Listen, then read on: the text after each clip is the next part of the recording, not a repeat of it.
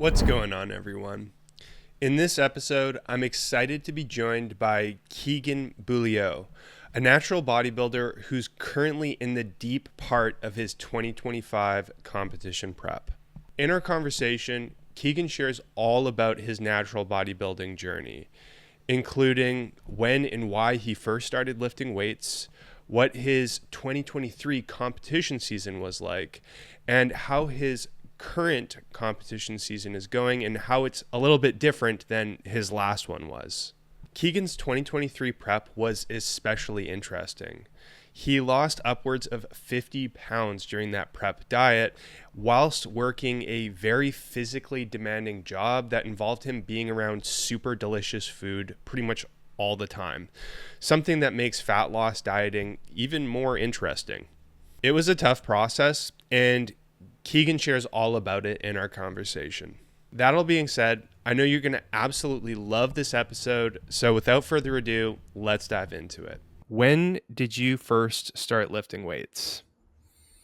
That would have been grade 11. The high school that I went to offered a weightlifting course. It was very rudimentary, but it was nice to have kind of gym access. It was only available to seniors, so grade 11, grade 12. Grade 9 and 10, I mean, I played sports all through high school, badminton, tennis, ultimate frisbee. But when grade 11 rolled around, I kind of knew I wanted to take training a little bit more seriously. I got a lot of that off my dad. He was somebody who really got me into the space. I grew up with Muscle Insider, Muscular Development, Men's Health, like all those kind of magazines just floating around the house. So it was something that was always intriguing, but nothing that I kind of got a chance to sink my teeth into until grade 11. So I think that would have been 16. Granted, in hindsight, with the information and the access that I had to information back then, the training was largely chest and arms. I think the high school foundation of doing bench and arms every single day. Yeah, typical high school 16-year-old. Every day is chest day, every day is arm day, Yeah, of course. let's go in, not warm up, throw 135 on, see what we can do. Yeah, it's just like shooting with a blindfold. Yeah, My genuinely.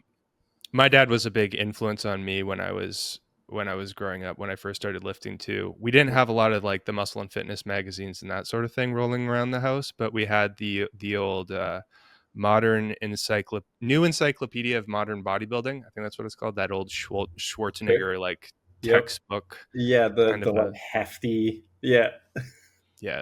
The I feel like it's that's kind of all you needed too. Like obviously information has changed, a lot since back then, but building a foundation, you've got all your exercises, you got photos for execution, you've got kind of the guy that I think most people at the time wanted to look like, the epitome of the physique. So it was a good encyclopedia to have. it definitely helped me, that's for sure. What was it when you first started lifting? So there's a high school class you got started with. Was there anything in particular that you liked about lifting weights? Like, did it stick with you right away? Did you find that you were talented at it, or did it take a while for you to start to like really enjoy it and get into it? I think it took a while for me to properly kind of get involved in the capacity of really liking training. I think out of the gate, I liked the idea of what it would provide. I was bullied a lot in high school. I was smaller. Puberty didn't really hit until a little bit later. So being like 5'4", 5'5", kind of a heavier, not heavier set, but like I was a thick kid. Like when I was born, I was 10 pounds, 10 ounces. I was just a watermelon. So in high school, I saw that as an opportunity to potentially put on some size, and then as a byproduct, maybe get bullied less.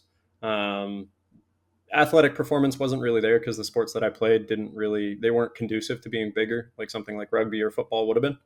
I actually had my badminton coach approach me in grade 12, and he was like, "You're moving a little bit too slow to play singles this year, so doubles might be in the mix." So um, it took, I think, about a year or two for me to properly kind of fall in love and develop a passion for training and just building that routine and consistency and kind of seeing not just the physical aspects of training pay off, but the byproducts from a mental standpoint too. I think as do a lot of developing human beings. There's difficulties, I think, from a mental standpoint that the gym can definitely help to provide structure for. I noticed a lot of frustration or anger. That was a wonderful outlet for it. That was a big conversation and driver whenever I started talking about training with my dad. He was like, sports are a great outlet for that. And then on the back end of high school, if you're not playing organized sports, you lose that outlet. So the gym really took kind of an uptick at that point. And I would say, yeah, probably like 17, 18 is where I was like, okay, yeah, this is probably something I'm going to do for the rest of my life. Right. Yeah, training definitely for me as well. It almost has like a a therapeutic element to it. It's something Mm-hmm. positive to be able to channel, like for me to channel my energy into, whether Mm-hmm. that be like frustration, as you noted, emotions like frustration or whatnot. Yeah. Something that you mentioned that I don't want to just brush over is you mentioned that like when you were younger, pre-lifting, Keegan, that like you were bullied in school, Mm-hmm. and you kind of alluded to you were, I think you were overweight, or you were at least heavier than you were later on. Is that I something that like that really impacted your desire to start like building your physique? Because one of the reasons I ask this is because um, I'll speak for myself and say that like bodybuilding has been something to something to help build my confidence mm-hmm. and to cover up like certain insecurities that I had when I was young. Mm-hmm.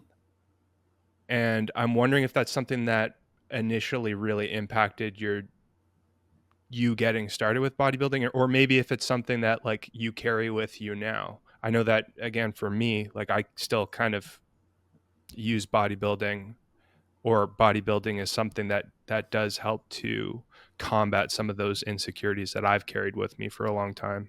I think when I was younger, I don't want to be not rude or disrespectful, but I wouldn't classify myself as like overweight. I was definitely a heavier kid, like thicker. But there wasn't a strength to coincide with that. Like I think a lot of my buddies at the time that played football were bigger, heavier guys, but they were also absurdly strong. Like never stepped foot in a gym, but they were benching 225, or had never done a squat before or a deadlift, but could just muscle something off the floor. Whereas I didn't have that 1-to-1, so I just kind of felt like I was easy target, but didn't also have anything else kind of going in that sense. So the gym was a good opportunity to kind of be on the same playing ground or playing field as a lot of my buddies in that sense. I think more than anything, more than the physical aspect of it, it was the mental side. I just was a very frustrated and angry kid growing up, and the gym provided an outlet like nothing else I had really experienced, where I could just hammer as inefficiently as possible, but hammer myself every session and go home. And whether that day was great or it was horrible, at the end of the day, like there was a peace of mind, knowing that like I'm too exhausted to care about somebody else's opinion right now because I just did 12 sets of hammer curls. Like that's not great. Wouldn't recommend it, but it helped at the time. I think moving now, I would say that traditional scale of like ecto, meso, endo kind of thing, I definitely fall on the endo side. Dieting requires a lot more than other people that I talk to. Calorie requirements end up having to be a lot less to facilitate that weight loss.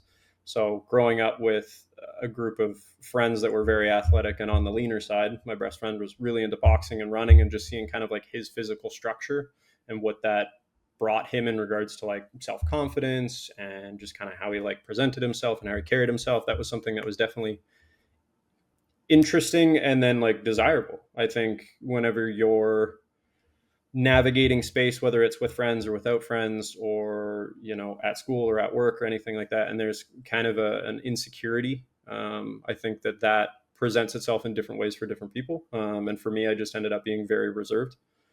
Then over the years, I developed a confidence as a byproduct of training and kind of what that developed outside of the physique standpoint, to where now, whether it's an off season or a diet phase, regardless of how I look, I kind of know who I am and how I carry myself, and I would attribute a lot of that to training and kind of the foundation that built for me. Right. Something that you mentioned was you kind of you noticed, you observed about yourself that if you're to classify yourself into like your own body type Mm. between like ecto, meso, or endo that you'd kind of identify yourself as being more of an endomorphic kind of a physique, that there might be an extra set of challenges revolving around like fat loss dieting. While we're talking about it, what have you found for yourself to be some of the specific challenges with fat loss dieting in particular? And was that part of your initial goal set when you started lifting weights, as an outlet to like help build your confidence, or like overcome some of, I don't want to use the wrong words, but to overcome any insecurities? Like, was fat loss dieting part of it? Was that something that you did struggle with? And what Mm. did that look like?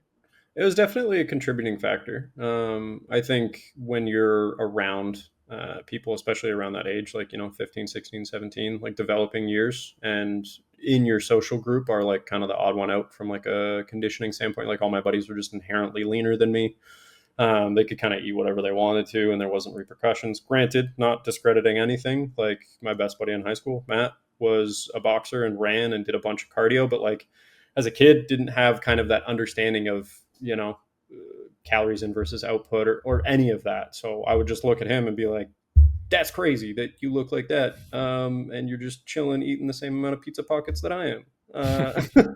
How do I get that?" So as time progressed, I think the initial goal might have been like what I would classify now as like kind of a recomp, or like changing body composition. But when I really started to enjoy training, it was more so like I just want to lift heavier and heavier weights, which I think benefits me now, looking back, because building a good foundation from a training standpoint, and then just being in a surplus, and in, I guess now, because I compete in off season for an extended period of time, probably translated to a lot of the growth that I'm seeing on my physique now. I think if I had done, like, if I was at a crossroads, right, and I decided to go down the road of just trying to get as lean as possible for my own sake, I think that would have hindered competitive potential now. Whereas what I chose to do is just enjoy training and try and get big and eat a reasonable amount of food. Unfortunately, not as much as some other people, but um, yeah, I think it's translated for the better. I like to look at it that way. I think,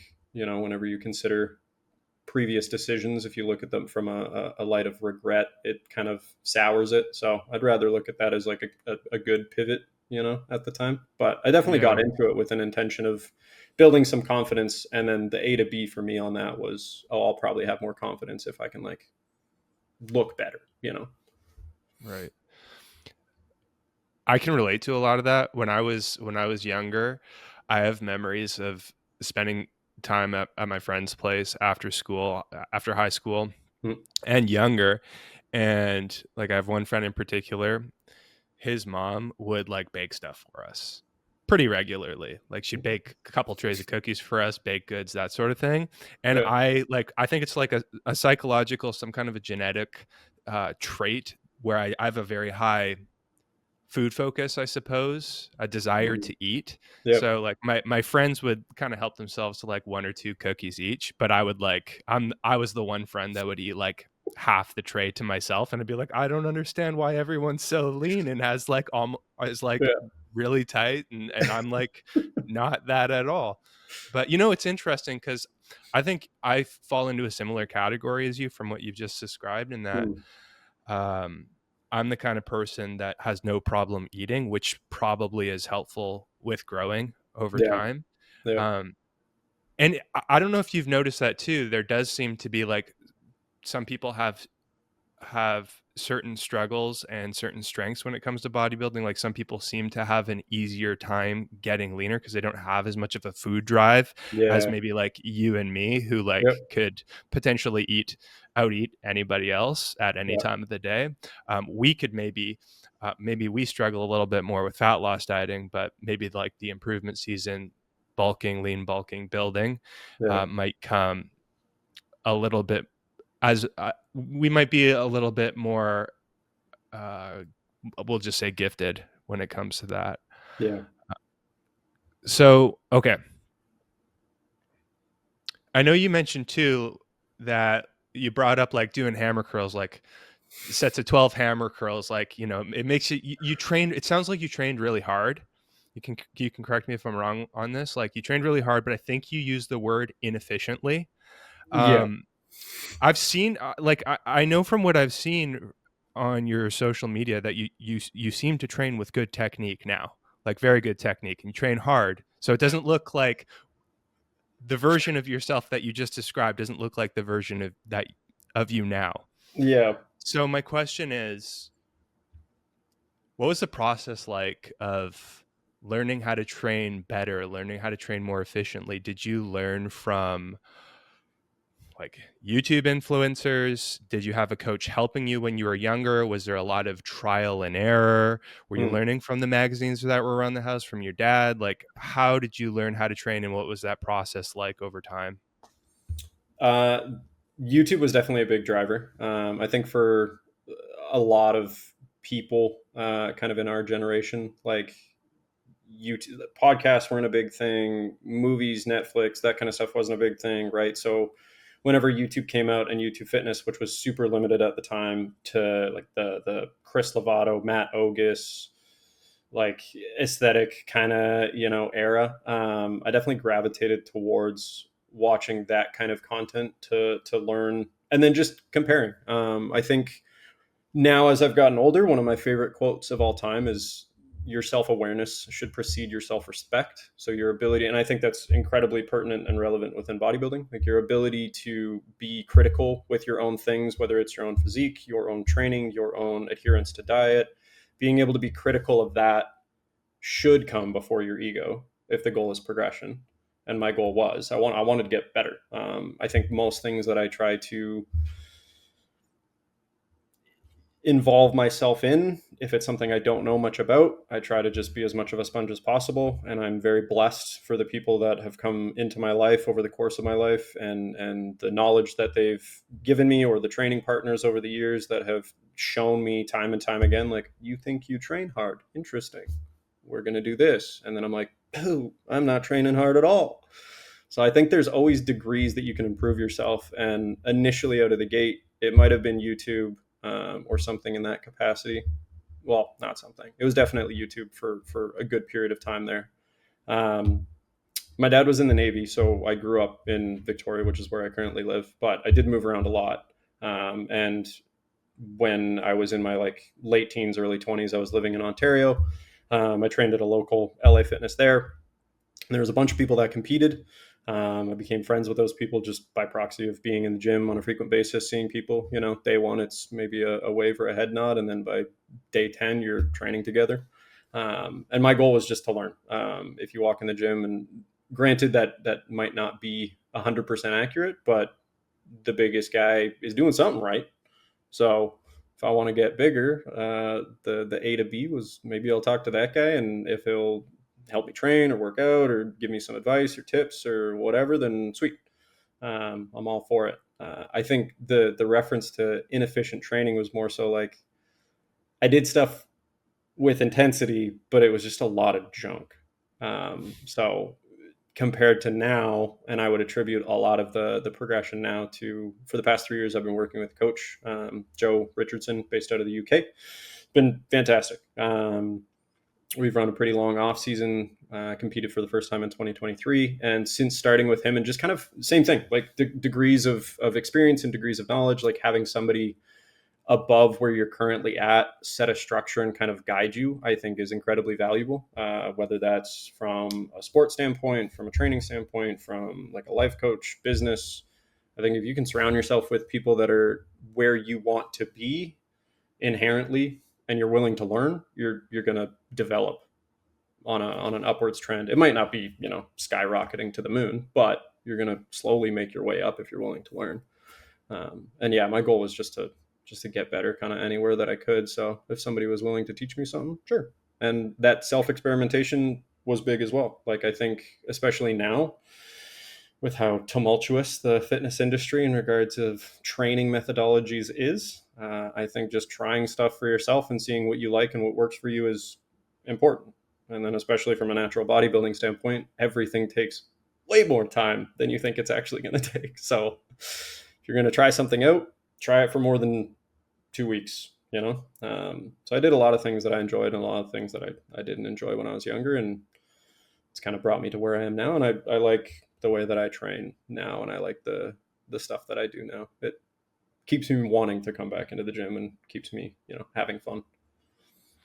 When you described your earlier years as you trained with a lot of intensity but a lot of junk Mm. volume, Mm-hmm. did you find that you came across injuries along the way like somewhat frequently? Was that something that you had to learn how to work around or learn how to overcome along the initial stages of you lifting? One of the reasons I asked that is because that was a big thing for me probably Mm. for the first like 7 or 8 years that I was lifting. Okay. I'm gonna knock on wood. Thankfully, uh, wasn't the case. I think as a byproduct of playing the amount of racket sports that I did, my elbows, tendonitis, that has always kind of been something that's on the table. If I find presently, if I do a lot of heavy pressing movements unsupported, I like elbow sleeves. Those definitely I notice make a difference just in regards to comfort, and they might be mitigating some injury. I'm not 100% sure what the percentage of benefit looks like, but every time I do delts or any kind of push work, I usually have elbow sleeves on. But growing up, yeah, elbows was a pretty common one as far as aggravation goes. In hindsight, though, that junk volume, I did a lot of stuff for my arms. They're a strong point on my physique now, and my elbows will probably pay for it at some point in my life. They definitely did back then. So, changing up training to reduce some arm volume was definitely something that I had to do way more often than I do now. But the most significant injury I think I've had was November of last year until March, maybe.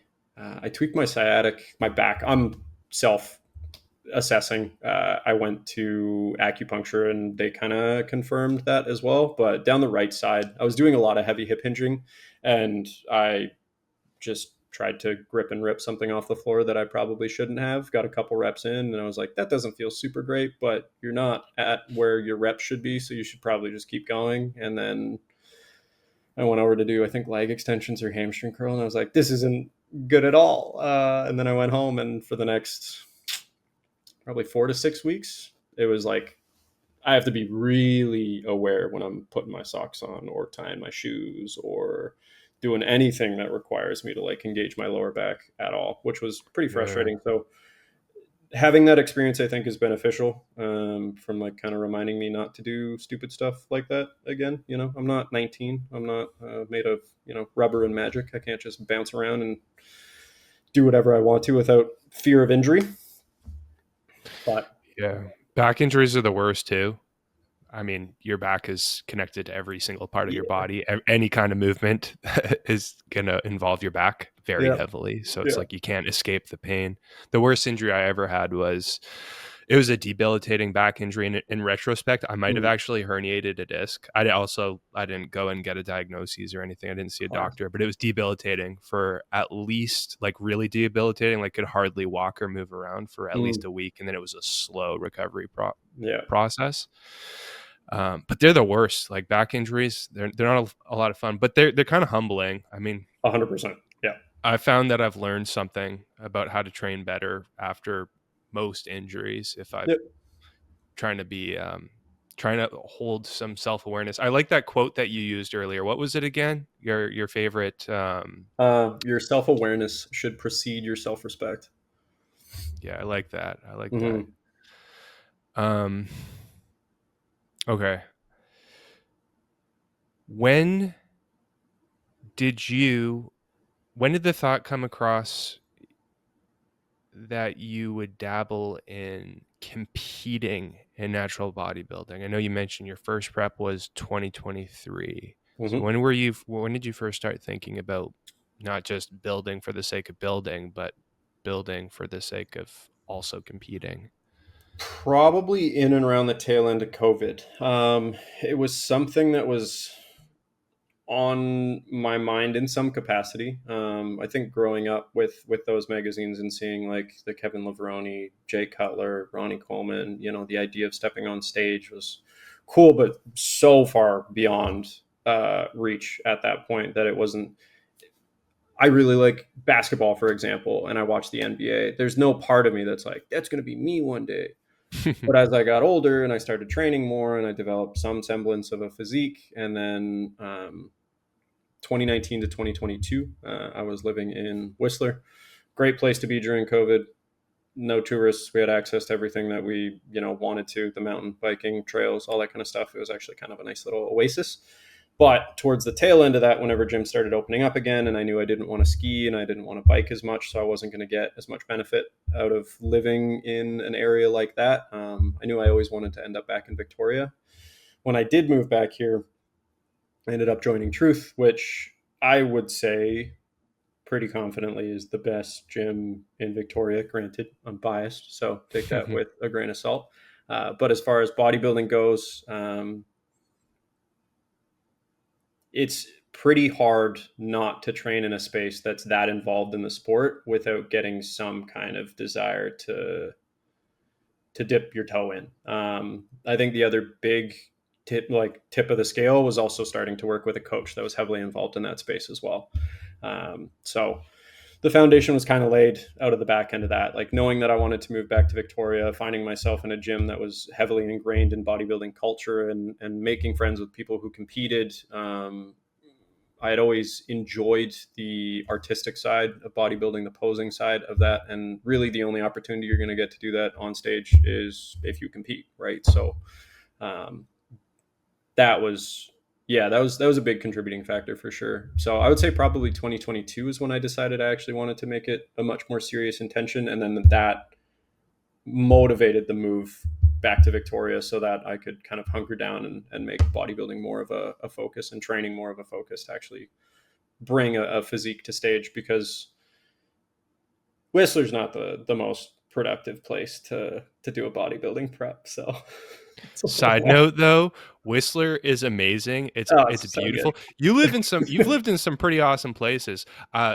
Quick digression. I'm Mm. also a BC BC person. I live in Kelowna, so like we're not that Sweet. far away. You're in Victoria. Yeah.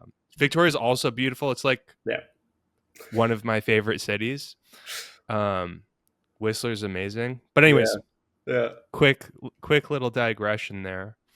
Okay, so 2022, that was when you really started to like seriously consider the prospect of competing. It was just the next year that you actually did step on stage. Mm. When you really started to seriously consider the whole competing thing, did you make any initial changes to your approach? Did you start planning a prep, or what were the next steps for you?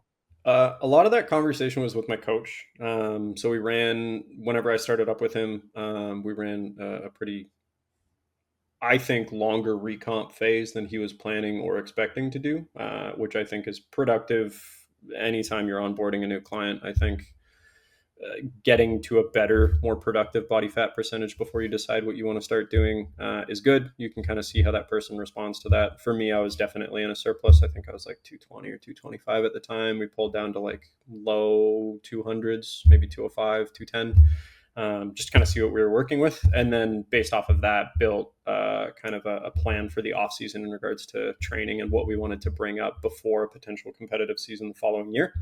And then in 2023, as a byproduct of training and working at that gym, Truth, they promote one of the shows in town, the Van Isle Showdown, which was a really easy show decision as far as dipping your toe in the competitive pool goes. It's close to home. The venue was a 10-minute drive from my house. So knowing that I could structure out my entire prep and not have to worry about travel or any of the potential anxieties or difficulties or cost or anything associated with that, it was kind of the easiest option to get in and figure out if it's something I enjoyed and wanted to continue doing, or if it was just something that I enjoyed. I'm happy I tick that box, and I'm just going to go back to training because I love training and I want to do that. And maybe in a handful of years, I might try and compete again with a better physique. But as soon as I competed for the first time, I was like, oh yeah, you're gonna do this for a while. So here Yeah. we are now. Did you mentioned that when you initially started to decide to do the whole competing thing, that you decided with your coach to do the initial recomp, kind of get yourself to a decent body fat percentage, I suppose, before deciding what you were going to do next. So you were working with a physique coach before you even decided to compete. Is that right? The lineup of me going and searching for a coach was kind of influenced by my interest in competing, and then after sitting down, confirming, starting to work with him, very much solidified that decision. It was like, okay, yeah, we're doing this for sure. But the interest on my end was kind of like two-sided. A, see what somebody with more experience and an unbiased outlook on my physique, my desires, my drive, whatever, would look at and be like, yeah, you could potentially run a prep. You know, you have the structure there, or let's take another 1-2 years to build something up. Like, kind of seeking out confirmation that this was a good next step. And then the other side of that coin was I had been training for quite a long period of time, at that stage, and I think coming from a sports background, coming from a competitive background, that itch to kind of see how you stack up in general was definitely there. So both of those were kind of rising at, I would say, like equal amounts, and then I did some online shopping, if you will, looking at different coaches and trolling their Instagrams and kind of seeing what their training methodologies look like, what them as people look like, and things with me and Joe clicked, and it has been a fantastic coach client relationship that now has grown into a friendship.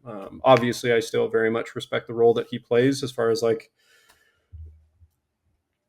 he is my coach and it is a collaborative effort. But if he's like, nah, this is what we're gonna do, you got the reins, man. Right. Um, but yeah, it's been a very fruitful handful of years, and I'm really excited for this season. I think we're gonna do some cool stuff. Yeah. Well, I want to ask you more about how this season's going, but before we get there, how did the 2023 season go? What was that like? Was it a long prep? How many weeks or months was it? I want to say it was between 28 and 32. I started at a not so great. I have a highlight on my Instagram with like all of my weekly check-ins for the most part. I might be off by a bit here, but like ballpark 225 was start of prep. After those 28, 30-ish weeks, peak week low was 177. That was a slog. We learned a lot from that prep. The main one being kind of my body's reluctance to pull weight off after a certain point. Also, I think other life factors can contribute, right? So managing fatigue or stress or anxiety or anything like that, becomes an important factor when it comes to, like, water retention, inflammation, all that kind of stuff, which does impact the look, especially as you get closer and closer to stage. I think in hindsight, we did a lot of things different this prep compared to that time. The biggest things I would say is like just the uncertainty going into your first prep or your first anything, whether it's a job interview, this podcast, for example. Like, there's you have your expectations or your assumptions of kind of how things are going to pan out. And I watched a lot of prep content on YouTube to just try and get an understanding of like, okay, when's the suck going to kick in? What do I have to expect when the suck does kick in? Because it's not an if, it's a when. And for me, the suck kicked in way earlier than I had hoped. And the cement legs, no drive to do anything, like staring at a marginal incline. And I'm like, there's got to be a better way than walking up this. The first prep was definitely a slog, but on the upside, being on the back end of it now, I think it builds a good amount of resilience and like kind of fortitude. Now, in comparison, this prep is, up until now, it's been a breeze. Yeah, we've been cruising along. It's interesting, right? How you hear from some people that when they prep, they get extremely lean and they'll say things like, "Oh yeah, it doesn't even feel like I'm prepping," or like, "Yeah, I'm still feeling really good." And then, we're sitting here watching in the background like, "What the heck?" I'm like, Yeah. I'm like still at least 12 to 16 weeks out and it's already hitting me hard. Like, what do you have that I don't have? But Yeah. I can relate to that for sure. Mm. Can you speak a little bit more on some of the things that you mentioned that affected like fat loss progress at certain points, like the Mm. fatigue, stress, anxiety? I know you mentioned like kind of the fear of the unknown almost, or like an Yeah, anxiety of like, hey, I don't know what to expect. Like, when is the suck going to happen? Or like, what is being on stage? What is that going to be like? dude. So maybe that ties into a lot of it. But can you talk a little bit more about what you encountered as far as like stressors go, or anything that induced anxiety, and how you lived with that or coped with it, or if you really did just like wrestle with it hard the whole time? Can you talk a bit more on that? I wanted to quickly interrupt this episode to let you know about the work that I do. I work full time as an online physique coach, helping my clients to accomplish their muscle growth and fat loss goals by optimizing their approach to strength training and nutrition. I've been doing this work since 2018 and love helping my clients to transform their bodies and ultimately their lives. If you've been considering getting some help with accomplishing your own physique goals, you're invited to hit the link in the description below to learn a little bit more about the work that I do and how I can help you. You can even use that link to schedule a free video consultation with me. If you have any questions about my coaching or how I can help you, just email me at sam@jadeathletics.ca. All right, let's get back to the episode. I think the biggest one, and I feel like people can probably relate to this, especially in our current climate, but like finances is the big one. Prep is expensive. Bodybuilding is expensive. Groceries in Canada, as you know, are egregiously priced at present, and par for the course probably were back then too. I don't remember what a bag of milk or a loaf of bread cost, but it was probably something stupid. So there was this nice benefit in my brain of like, okay, the more involved in this prep we get, the leaner we get, the less food we're going to be eating, the more money I can save. Like that was a rationale. But then that coincides with like, okay, well, the less food I eat, the worse I feel and the harder work becomes, which means that now working 8, 9 hour shifts becomes a difficulty. And then I'm not making as much money. So this was the like cyclical order that was going on every day. Was like, I need to slog through this because I need to get that paycheck, because without that paycheck, I can't do this. And there was almost like just trying to tread water for an unforeseeable amount of weeks.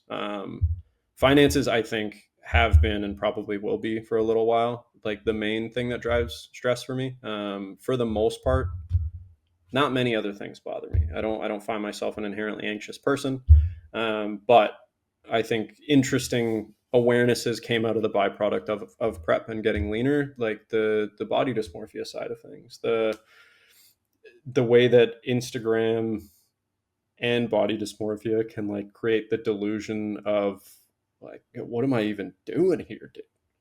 I'm gonna spend 30 weeks dieting and step on stage and people are gonna be like, what's this guy doing up here? So like all of those uncertainties were kind of like plaguing the mind. um, at the end of the day, now looking back and presently moving forward, is like I just tick the box every day. I make sure that I'm doing the best that I can. I'm doing what I need to, and I'm following the plan, and I'm putting 100% effort into the things that need 100% effort.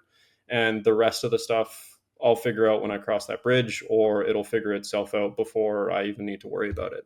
But that first time around, there was just so many uncertainties, and I was trying to figure out what needs to go in the box of stuff that I actually need to spend time dealing with, and what needs to go in the box of this is irrelevant and nothing that I do is going to impact this. But I would say the primary stressor for that entire process was definitely like finances and then work. I worked back of house in a kitchen, an environment that is interesting to navigate on the best of days. And although the output was productive from like a step standpoint, and facilitating a little bit more in regards to that weight loss curve, trying to keep that trend going, was the kitchen was in the basement and it was a 2-floor restaurant. So sometimes on busier nights, you're going from the basement up to the top floor carrying a tray of food, and I'm getting, 25,000 steps and like 150 flights of stairs, and I'm 4 weeks out and my legs are concrete. So we made some intentional changes this time around to not run into those same problems. And I set myself up a little bit more for success from like a financial standpoint to make this prep easier from a mental standpoint and a stress standpoint. But yeah, that first time around, the biggest ones was definitely like work and then managing money and how we're going to get through 30 weeks, because I definitely didn't budget that far ahead at the time. Yeah.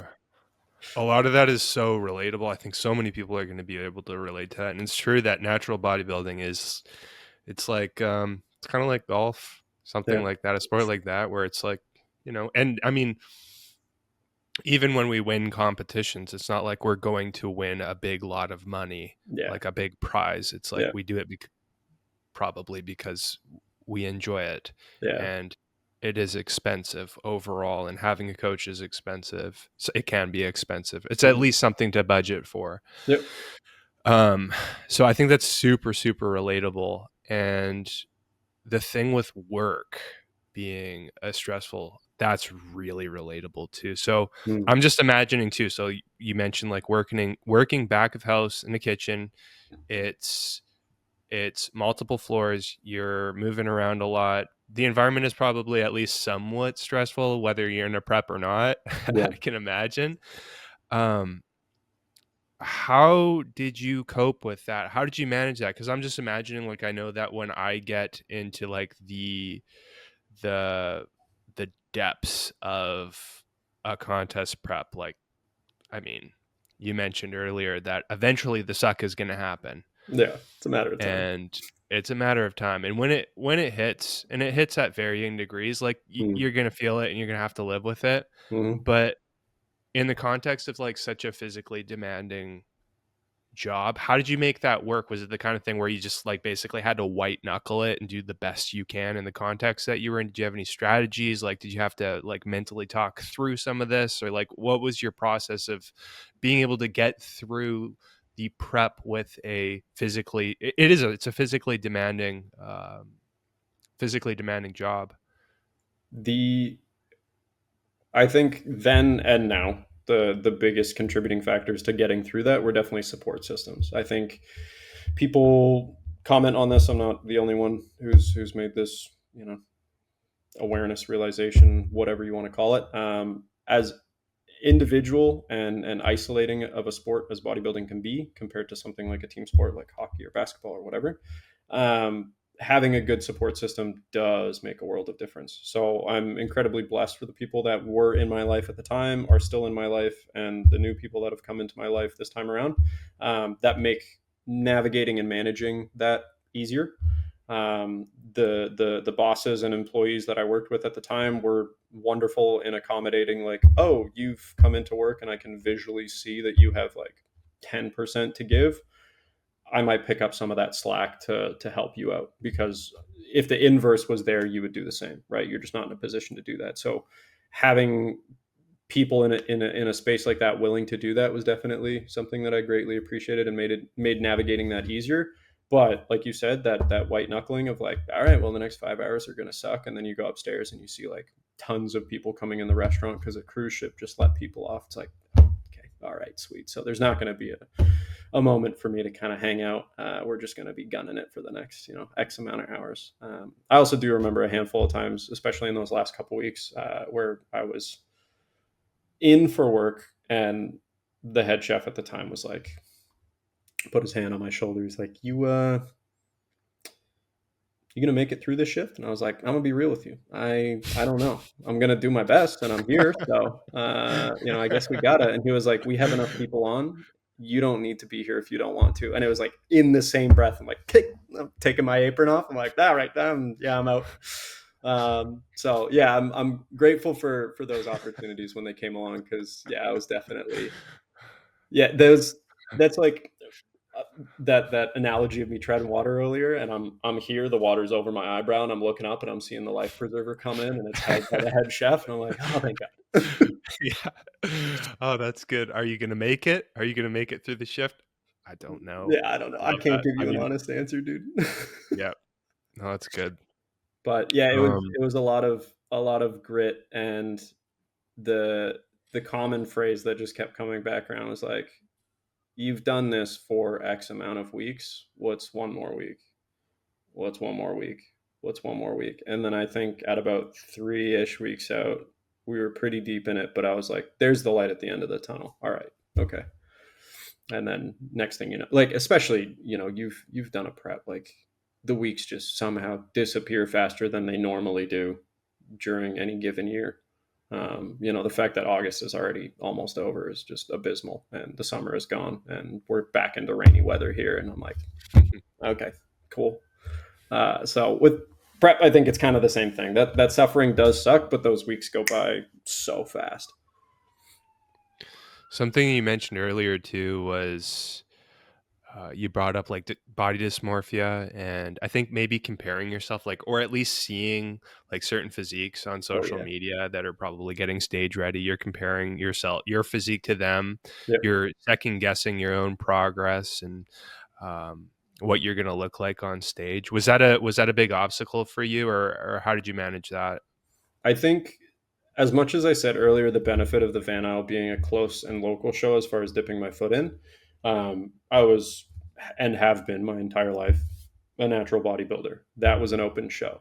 So I knew going into that there was probably going to be other people like me that just wanted to compete for the first time. And there's a couple guys at that show that I chatted with backstage that were natural as well, and looked great. But it's, I think, especially when it was like first time in, didn't really know what I was getting myself into, and then you're dealing with that fatigue and kind of the distortion it puts on your outlook on things, factored into then looking at guys who are enhanced, who I'm going to be stepping on stage with, because I've also been following their prep, and or they're competing at the same show and training in the same gym as me. So, Buddy's got his tank top on and he looks insane. And I'm like, we're the same amount of weeks out, and I don't look anywhere remotely close to that. So cool, you're going to be in the same class as me. A pleasure. Uh, that definitely had an impact, but I just kept defaulting to that. Like, you've done this for X amount of weeks, see it through. It'll be worth. And then you can make your decision on whether or not you want to keep doing this moving forward. And if you don't, then cool. You still love training, and you can build, a better physique than what you have right now, and potentially one day maybe like that guy. Who knows? Um, but that was a big one. As motivating as it can be, and I think now that mental shift of like, I'm in my own lane doing my own thing, and I can't really help who shows up. I want to compete. I don't want to show up to a show that only has one person in my class, and that person is me, and I win by default. That would suck. I want to go on stage, and I'd rather get dusted by 10 guys that look insane than take second in a class with two people. Like, I'm spending this time dieting and getting ready for a show. I want to compete against other people. And I was grateful to place what I did at that show. I competed in true novice, novice, and open, or just novice and open. I don't know. I did one of those. I think true novice. Yeah, took third in that. Didn't place in novice. Didn't place in open. Didn't place in open for bodybuilding or classic. But I came home with a piece of hardware. I was happy with that. I got to do my thing. I sweat profusely. They're backstage touching me up. I'm standing there with my arms like this in front of a fan. The guys around me are chilling, having a great time. And I'm like, how are you all so relaxed? We're going to go stand in front of I don't know how many people, and they're just going to be staring at you. Um, it was a really great experience coming out of the back end of it. But dealing with that body dysmorphia, uncertainty, doubts, I think that kind of creeps into anybody's mind at any given time. And when you're dieting and run down and a husk of a human being, I think it's just way easier for stuff like that to kind of creep in. Yeah, I get that. When I the most difficult experience that I had with that was when I prepped in 2021. That was the hardest prep I ever did. Mm. And that was a huge part of it. I remember there were some up and coming bodybuilders that like their levels of conditioning were just like freak level. Like that was I think that was the first year that Dirk Emmerich was, they were kind of documenting his progress. Mm, And like I'm comparing myself to him, and like I'm not him, and that was really really tough for me. So like that prep was really hard for that reason. Then the following preps since then have been a lot better. But I mm, think it's one of those things, right, where like it's kind of like you also describing that the prep journey itself, like losing, it was like you lost around 50 pounds and it was hard. You had to white knuckle a lot of it, and like it yeah. was tough. But I mean, I'm going to ask you some questions about this, but something that I Sure. found for myself is like the really tough preps, they make the following preps easier. You Oh, go through it once, it's always easier the next time. You learn yeah. stuff from it, how to be more efficient and what to expect and when to expect it. Yep. But yeah, I can really relate to the whole like comparing yourself to social media. That was something that at certain points, and I still wrestle with it, but it's, you know, Hmm. I think it's just one of those things that gets easier over time. Hmm. Okay, so show day, you competed in several classes. Hmm. You got a bronze in novice or true novice. Yep. And okay. So and this was the kind of thing where you felt really good after the show. I was it was it the kind of thing where you were on the stage and you felt like, hey, this is great, or did you need time to kind of like, did you need a couple days to sink it all in, and think about it, Mm. or what was the initial kind of feeling that you got following the show? They, my coach leading into the show, we had a plan for the rebound, which I think is not just beneficial, but I would say mandatory. Having something that you can look at out of the show window and be like, okay, you can have some fun here, whatever, but let's not go overboard. We went overboard. So genuinely the first thing out of the back end of the show, I was like, we can eat. They gave us little goodie bags, which I think they do at most shows, like protein bars, little samples, protein powders, that kind of stuff. My friends, I had a good group of people there, filled it with a bunch of other goodies. So the moment I stepped on stage, or off stage, there was, hugs. That was great. You did great. And then I was like, right, we have a dinner reservation in 30 minutes that we're going to. So the immediate was like, all right, I've just dieted for X amount of months. I'm going to enjoy myself. Which in hindsight, not super productive. Ideally, not something that we're going to do this time around. I have a much different relationship with food this time around, and I think more restraint. But I competed on the Sunday, and I was 181 for weigh-ins, and then on the Wednesday, I was 207. Which was not ideal and not what my coach wanted to see for check-ins. But I'm grateful that I competed in the classes that I did, because classic is definitely the class that I enjoy, especially from watching a competitive standpoint. I've immense respect. A lot of my close buddies compete in open. I don't think I have the structure for it. And visually looking at the guys on stage, like I said, although I have respect for the effort and the work that they put in, there is no part of me that wants to look like Nick Walker. Dude looks insane. And if I ever did find myself somehow looking like Nick Walker, that would be crazy and pretty unreal. But I don't drive for that. Whereas the Terrence Ruffins, the, you know, yeah, the guys in classic are just structurally and visually, I think, far more what I would like to build a physique towards. As a byproduct of that, the way the structure of the show was set up, bodybuilding was first, and then classic was next. So I got the opportunity to kind of get all my stress and my nerves, and being out on stage, kind of public presenting in a way, out with bodybuilding. And then when classic came around, I was just able to have a good time with it and have fun. Like I said before, posing is a big aspect of why I enjoy doing this, to the point where like you're going to compete and step on stage.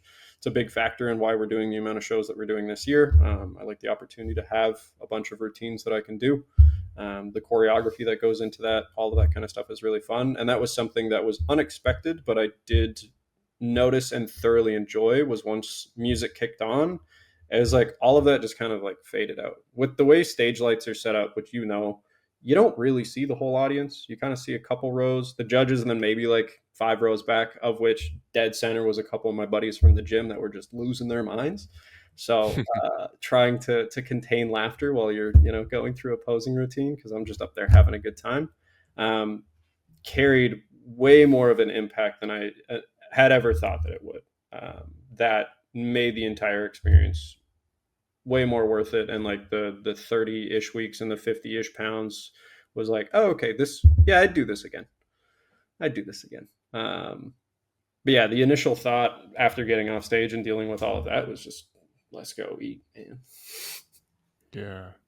I want to ask you more questions about that in particular. But first, you brought up like you brought up that classic physique seems to be like the category for you. Mm.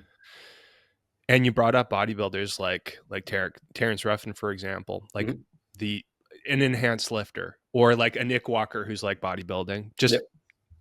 you're bringing up these guys in particular.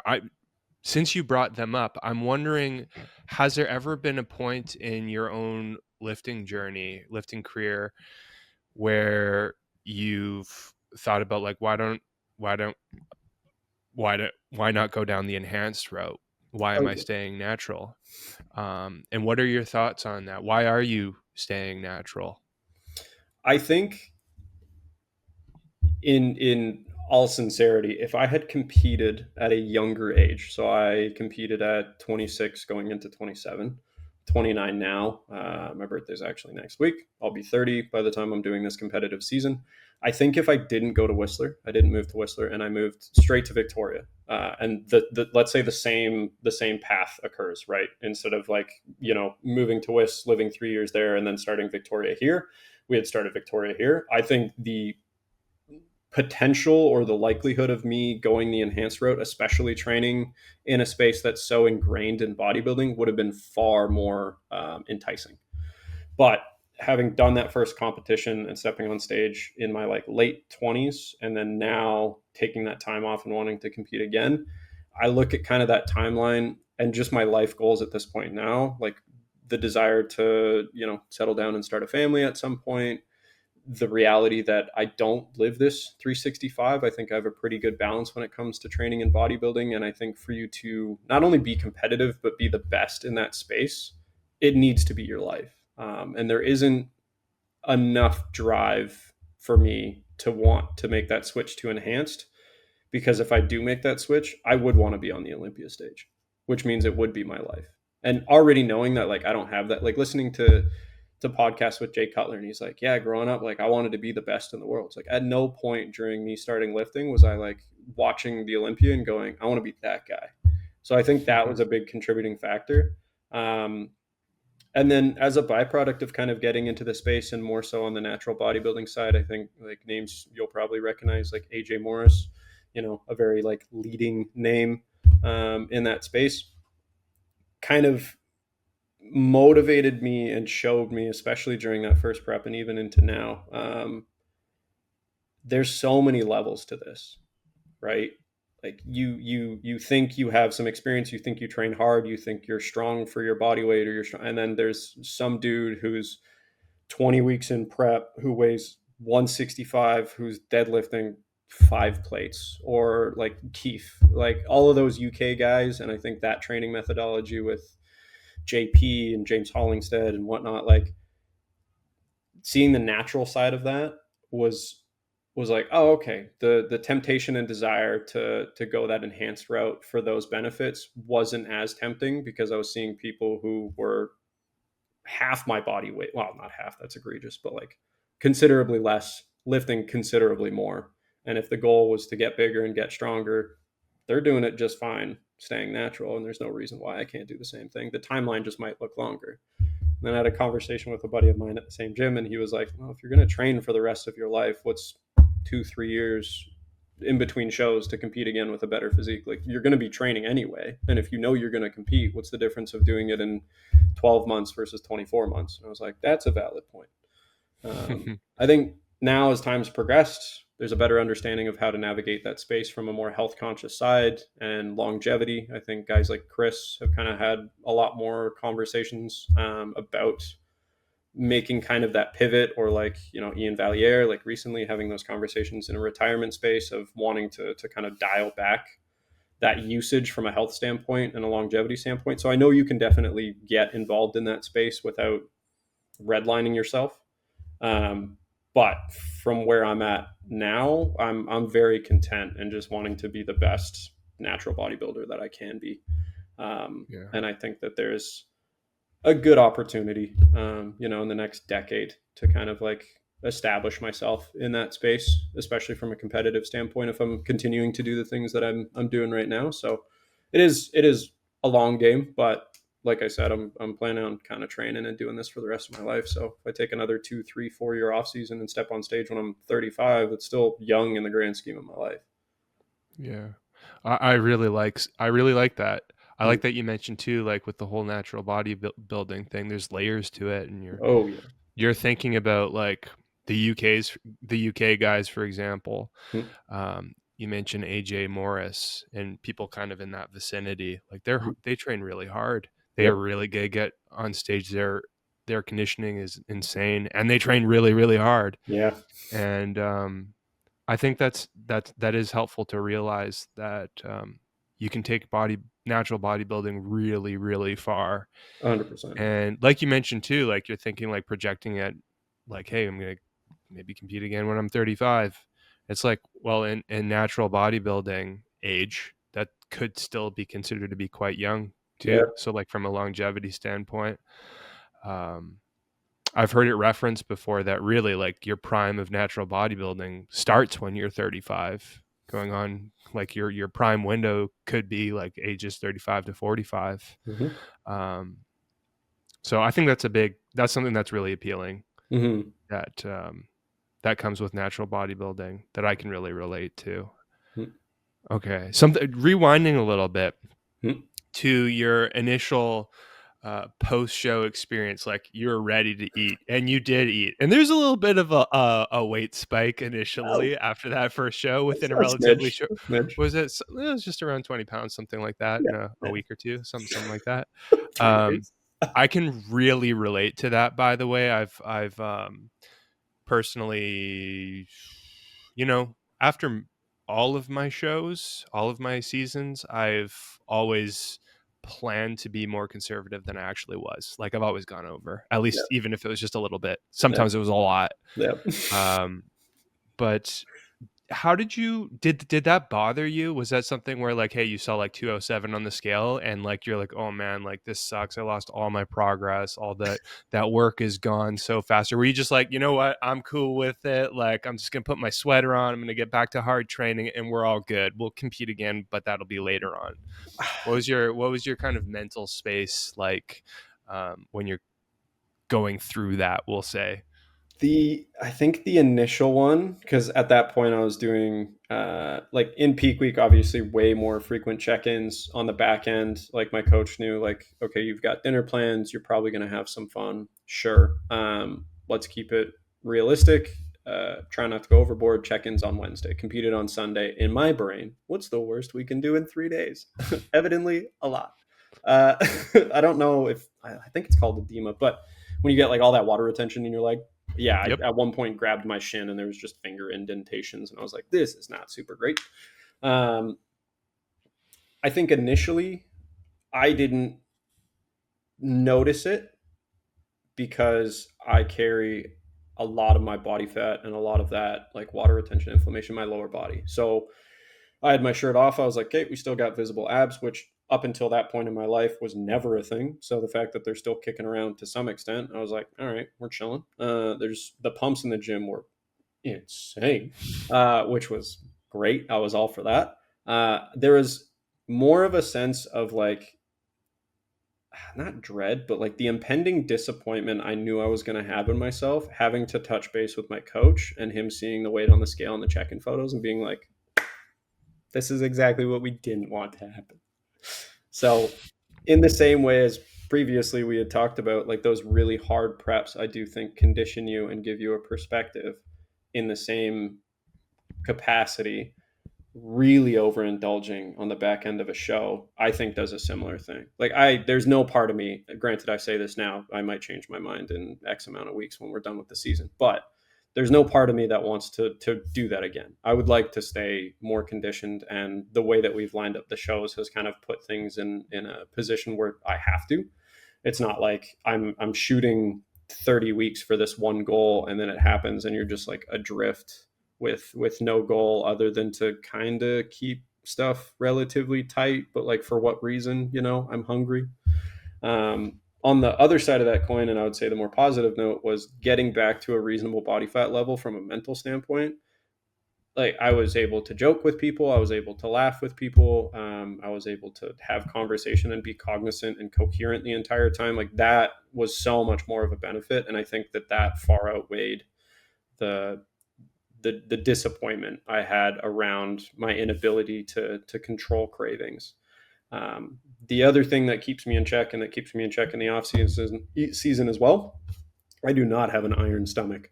If I eat off plan for 1, 2, 3 days in a row, it destroys me. So by the time Wednesday came around, it wasn't so much that I wanted to stop doing what I was doing. It was like my body was like, "Bro, we can't do this anymore, man. You're running us aground." So that kind of brought me back into check as well.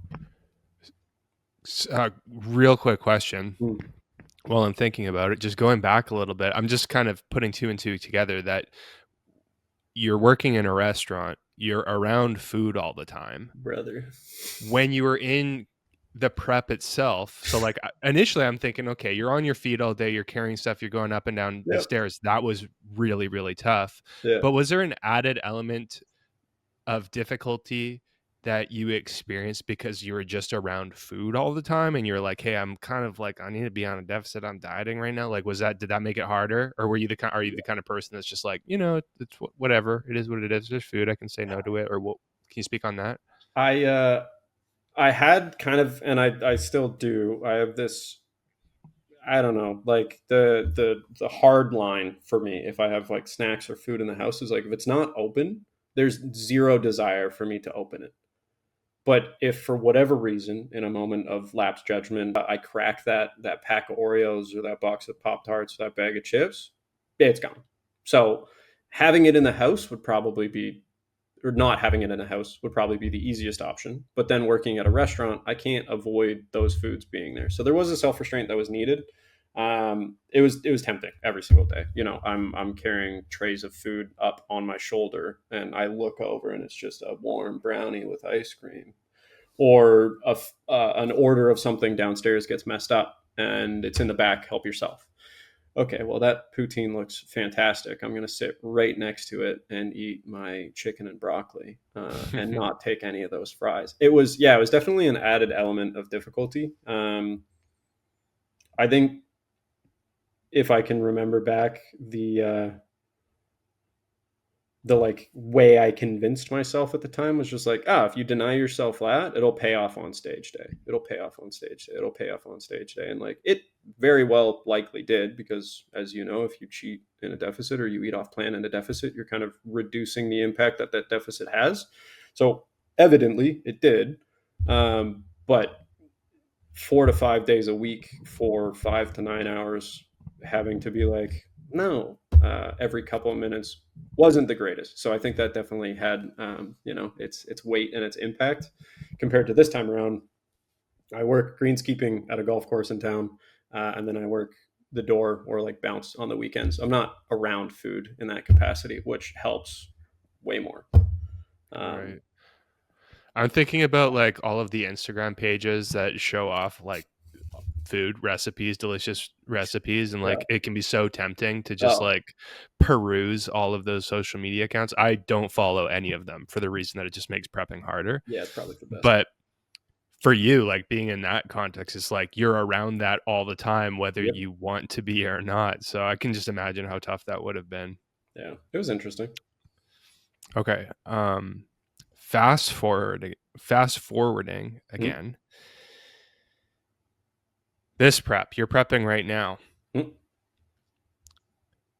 In what ways is this prep different than your last prep? that you've noticed so far, that you planned for so far? So, biggest one out of the gate, we were way more reserved in kickstarting prep last time around than this time. There was a much more intentional, this is the start date, these are the changes we're going to make, we're going to slash calories, we're going to see what the response is for the first 1, 2, 3 weeks. We're going to get our rate of loss where we want it, which is right now in between 2 and 3 pounds, and that's been consistent for the past 12 weeks. So projecting that same rate of loss for the next 6, potentially a little bit more aggressively if we turn the dial up a bit. I'm 185 right now, 6 weeks, in and around 2 pounds, another 12 pounds down. That puts me in the low 170s. The cutoff I'd like to make for bodybuilding is middleweight, which I believe is 176. So if I'm under that, I'm happy. But obviously, we're going to continue digging until that condition or that desired condition or look is present. So the biggest thing I would say was we were way more aggressive out of the gate and intentional with the decisions that we made in regards to cutting food.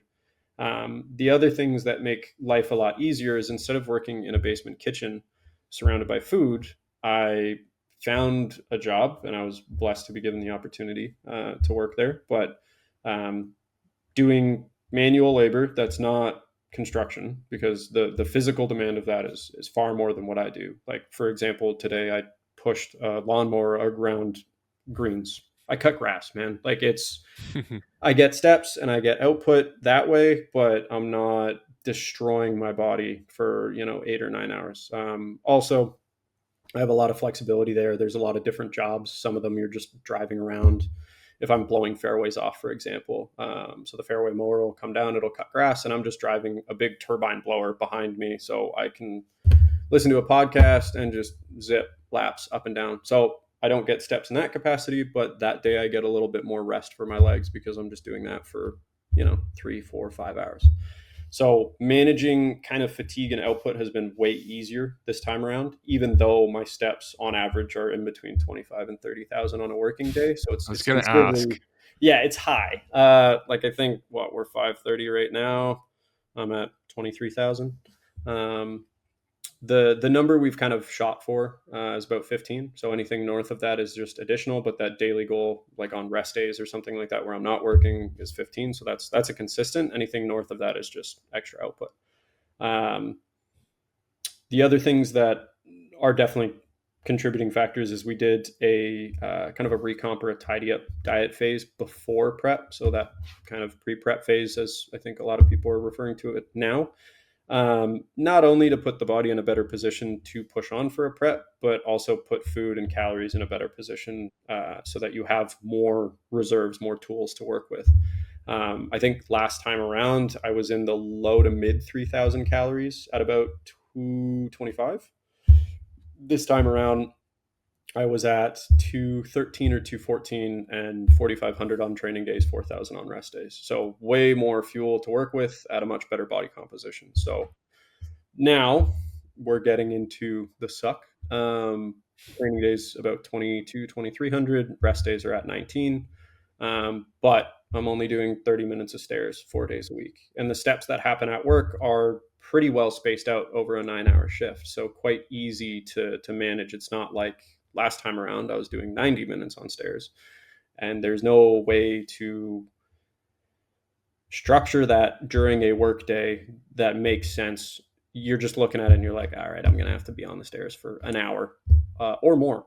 There are definitely a handful of days where it was just an hour and a half. I'd put a movie on and I would just step to my heart's content. But this time around, I think those would be the biggest changes. We made a much more intentional plan for having consistent rate of loss during the entirety of prep, knowing kind of what my body did last time, what worked, what didn't work. We gave ourselves more food and then had a much better body composition. So I wasn't in the same spot of like, okay, we probably have to pull off 50 to 60 pounds to get you anywhere near stage. This time around, it's, let's say 210 to 170, 40, still decent, but way more manageable than, 50, 60. So those would be kind of the main changes. And like I said earlier, like this prep up until now has been pretty cruisy. Right. What was the can you remind me what's the duration of this prep? I know that you mentioned the last one was like 28 to 32 weeks to Yeah, drop 50-ish pounds. yeah. What's the duration, the timeline like this time? So the timeline to show number one, which will be the Van City, so September 28th is the Naturals. That was 18 weeks, but I've done that the show. yeah, Yep. was that I've the done one it you did twice. in 2021? Yep, that was Right. 2021 and 2020. I did it. Okay, back to back, nice. Yep. Yeah, but anyways, keep going. Keep going. No, it looks like a great show, and the same company, so Influential Sports, that promotes the Van City, also promotes the Van Isle. So that same kind That's of thing. right. Like I know how they structured the show for the Van Isle. I like how they run their shows. I like the company that they do tans with. The setup for everything was good. It was super concise. The structure was good. So when I was thinking about lining up shows for the fall this year, that was an easy choice. Also, living in Victoria, Vancouver, Local super show. close. Yeah. So 18 weeks to show number one, which is the Van City. And then the main goal for me this year was WNBF. I knew I wanted to compete in a natural federation because although CPA and the Van City does offer a natural show, it's within the CPA, which to me is an open federation that has natural shows versus stuff like WNBF or I believe the OCB, which are just natural federations. So the goal this time around was I know I want to compete. Now let's compete against people who are in the same pool as you and see how you stack up. Instead of doing an open show just because it's in town, it's local, it's convenient, but you're going to be competing against guys who, for the most part, are going to be enhanced. This time around, I'd like to see how I stack up against everybody on stage being kind of in the same pool. So sorry, I'm rambling. 18 No, weeks you're good. to the Van City, and then the next show will be WNBF Calgary's, which is the 11th, and then the goal is to place well, get pro card, and then compete the following day on the 12th. And then if I do well, I believe I might be mistaken. I need to fact check this, but I believe if you place top three, I'm not sure if it's in your class or at the overall. I want to say it's in the overall. You qualify for Worlds, so that'll be the end marker of this prep, Yeah. and that's November 22nd in LA. So I think that puts the minimum at 18 weeks and the maximum somewhere in that like 26 to 30 ish weeks. Also, the CPA added Extreme Promotions, the Extreme Muscle, which is back in Vancouver at the end of October. That's on the 22nd. And that's a pro qualifier that's on the West Coast. So compared to going to Toronto for your natural pro qualifier, they've added one on the West Coast as well. So looking at the season, if all goes well, Vancouver, do well, qualify for Extreme Muscle, WNBF, get pro card, do well, compete at WNBF Worlds. That's kind of always been the target that we wanted to shoot for. And initially, when we were lining up the season, we were just looking at WNBF shows, and then I started looking at CPA shows as well, and those two kind of fit quite well in there. Hmm. Just to make more of the season, I think if I could go back, that was kind of the one. I don't think I had more in the tank. Don't get me wrong. I think I would have done the Van Isle and then just went off the rails if there was another show and I had to keep prepping. But this time around, planning for it, preparing for it, I wanted to kind of make the most out of the season. So that's our those are our goalposts this time around. So That's amazing. Well, I think you're going to do awesome. I mean, from what I've seen of you, your training content, from thank what you. I've seen of your physique on Instagram, I think you're going to do really well. I know you got a ton of muscle, Thanks. so Thanks. that's always helpful with Yeah. bodybuilding. Yep. Yep. Um, but anyways, yeah, no, this has been awesome, man. Mm-hmm. Um, what do you think? Is so the goals are so at we got the natural Van City Showdown, Mm-hmm.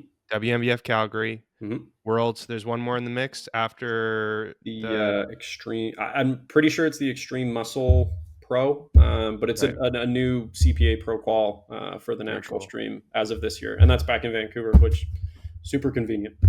Yeah, the farthest show will be Calgary because last year Worlds was in Boston, if I'm not mistaken, whereas this year it's in LA, which is sweet because It's West Coast, flights are yep. easy. I think that's the way they do it. It's like West Coast one year, East Coast the other year. I did WMBF Calgary in my 2023 season. It's awesome. It's they Man, have you it at went a like really back to back to back, eh? yeah. Well, they did a I suspect it's in the same venue. It's really awesome. Okay. It's in a really cool venue. It's like at a casino hotel, Is it and at yeah, the yeah. airport or It's around the airport? shoot. I drove there, so I don't know. I Nice didn't. there. It wasn't in my general navigation unit in my brain, so I'm not sure where the yeah Yeah. where the airport was relative Okay. to the venue, but I was in a really nice place. It was really smooth, really well run. It was a lot of fun, and the year that I did Worlds, the amateur Worlds in 2023 too. That Sweet. was also the year that they did it in the West Coast. It was at Seattle that year. Nice. So it's nice that it's in LA because it's like you get to end the season. It's in November, so it's like just coming to winter. It's like getting Hmm. kind of cold, but maybe you can make a little vacation out of it. You do really well at the show, and then you Yeah, can kind of celebrate a little bit. But I'm hoping. no, I that's mean, awesome. worst case scenario, we eat some stateside food. I'm sure that'll be fine. There's Five Guys down there somewhere. Yeah, You'll make it work. yeah, I think so. Cool. Well, this has been awesome, man. Yeah, I think you're gonna crush it. It's gonna be great. thank you, thank you. Um, Yeah, I'm hopeful. you're also a physique coach. So for Mhm. anyone who's listening that's interested in learning more about you or working with you, where is the best place to find you and to learn more about you? My Instagram page would be the easiest one. I would love to have more stuff from a professional standpoint set up, but as of right now, yeah, it's pretty much just Instagram. I have links to anything relevant to that, or people are more than welcome to shoot me a DM. But my page with all my training stuff that you've been referencing, that would be the one. Sweet. Well, Yeah, I'm going to include that in the video description below. So for thank you. anyone who's interested, check on that, click on it, check out Keegan's content, and check out his content. And there you go. Yeah, Thanks again, man. This has been yeah, awesome. yeah. I appreciate it. Thank you.